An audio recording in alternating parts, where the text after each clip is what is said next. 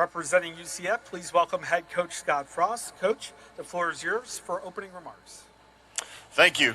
Good to be here. I think before I get started, I just want to take a minute and kind of reflect on the things that have happened in Texas over the last week. Coming down here and reading about it and seeing it. It's a good reminder to me of how much we love football and how important it is, but there's bigger things in life, and thoughts and prayers are certainly with people around here. I'm excited to be here. First want to thank my AD, Terry Mahajer, President Cartwright at UCF for giving me a chance to come back to a place that I love. Ashley and I were both really excited to get back to Orlando because of the way the fans and the UCF family treated us the first time, and it's been the same since we've been back.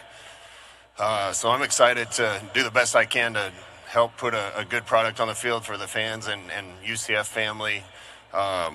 Excited to be in the Big 12. I think the things the Big 12 has done have positioned itself uniquely. I think there's some really smart moves being made. Got a lot of admiration for Commissioner Yormark and what the Big 12 has become. I think it's a really fair, balanced league, and anybody can win if you do things right. So we're working hard to push ourselves in that direction. Want to just take one more minute I see Paul out there to just give a shout out to the 4 young men that are here with me today: Paul Rubelt, Nigel Kelly, Kelly Lawson, and Miles Montgomery. They're unbelievable representatives of our football team and our university, and proud to have them with me. So happy to be here. And if you have any questions, please raise your hand so our microphone holders can get to you. We'll start here in the center left. Matt Rochelle of the Orlando Sentinel. Scott, I wanted to ask, you mentioned Paul. What has he meant to the program? Obviously, you brought him here from media days, but from the moment he first arrived on campus to now, what have you seen from him, especially this year coming back to that? Well, I see him right now. He's about as tall sitting down as you are standing up. He's almost like an ambassador for UCF. He came from Germany. He's been there 6 years, right, Paul? 6 years at the university. Great human being, fun to be around every day. Love everything he stands for. I've seen him get even better than what he was last year in my short time at UCF. So excited to watch him continue to blossom, and I'm just lucky to be around him for a year. Go to center right in the middle. Hi, Coach. Cody Nesper from Golden Blue Nation. You and Rich Rodriguez are both back at old jobs, different circumstances, but what are, from your perspective, things that are different and things that haven't changed so much? UCF is unique, in my opinion. It's so young compared to most of the other schools in Power 4 leagues. It certainly feels like home to me and feels comfortable, but it has grown since I've been there. It's amazing to see the changes. I think we're just scratching the surface of what UCF can be as a university and athletic department.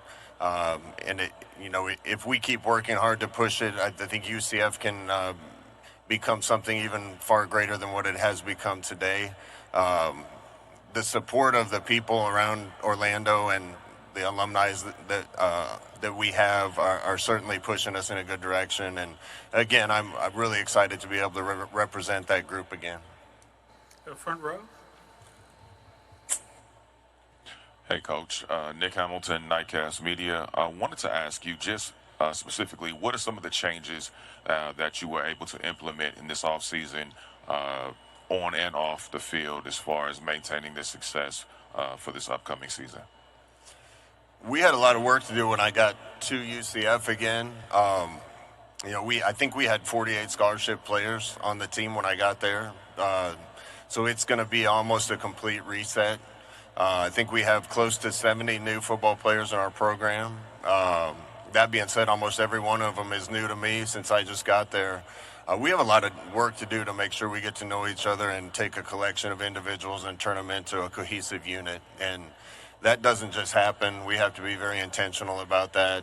I guess the good side of that is we were able to, flip the roster and bring kids in largely that fit us from a scheme standpoint and from a character and culture standpoint.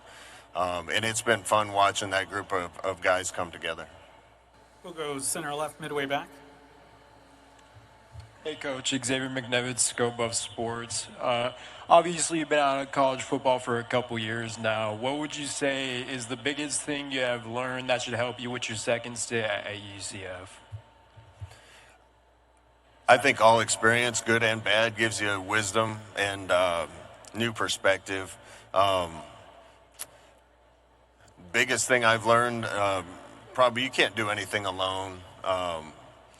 And the family at UCF, the way they've treated us the first time, the way they're continuing to treat us, my wife and I are so happy there. And we were looking forward to getting back there and planting roots and helping bring our kids up and raise our kids in Orlando.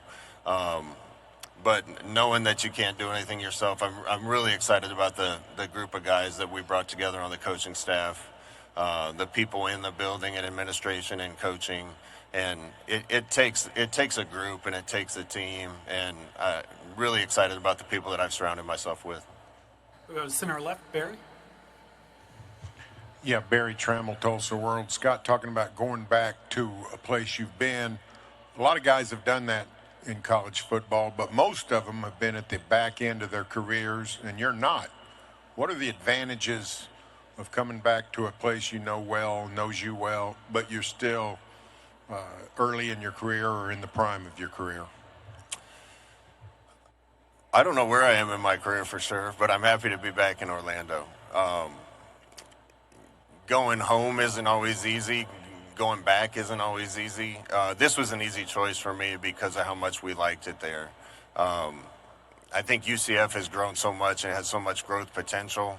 I've said this a lot today, but our 2017 run, I think, had a lot to do with UCF positioning itself in a place where it could become a candidate to be in a league like the Big 12.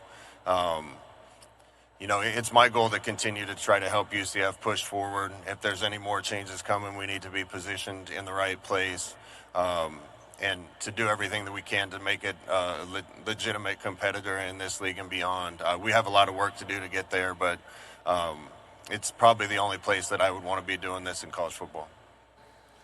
All right, again, if you have a question, please raise your hand. We'll go to center left.